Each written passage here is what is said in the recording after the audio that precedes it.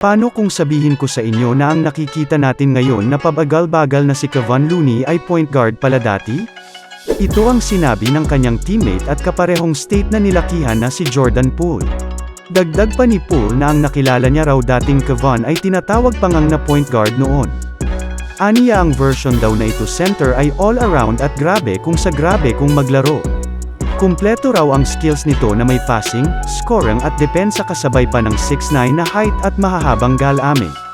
Sa katunayan ay dati pa nga itong kinukumpara kay Kevin Durant sa kanyang high school dahil sa build nito at skillset. Nagkaroon nga ito ng nickname na Baby Durant noon at hindi mo naman masisisi ang comparison dahil halos pareho talaga sila ng laro dati.